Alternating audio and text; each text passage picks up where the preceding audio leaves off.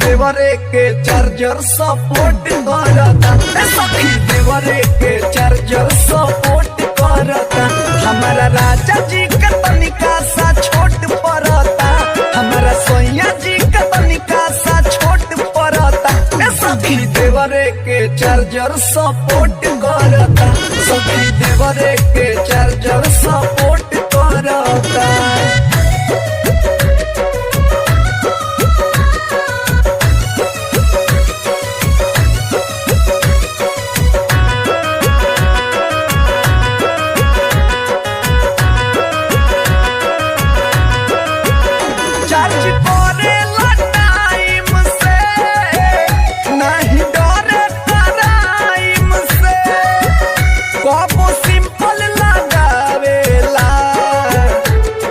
डाले पराइन से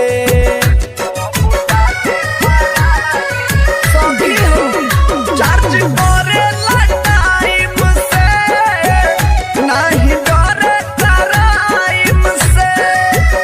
कबो सिंपल लगावेला, कबो डाले पराइन से। उसका बखरा है तो ये में तना खरा है,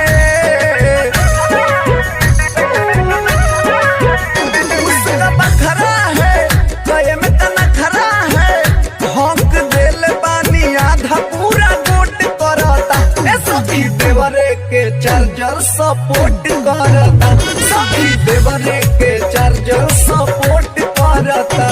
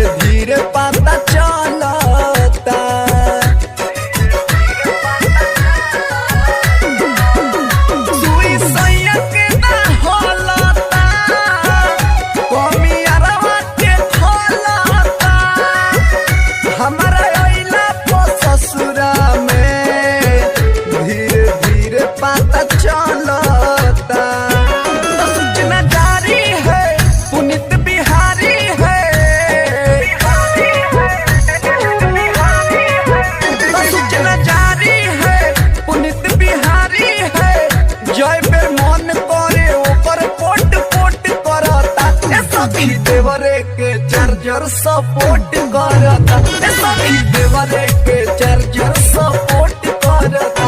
हमारा राजा जी का तनिका सा छोट पड़ता, हमारा सैया जी का तनिका सा छोट पड़ता।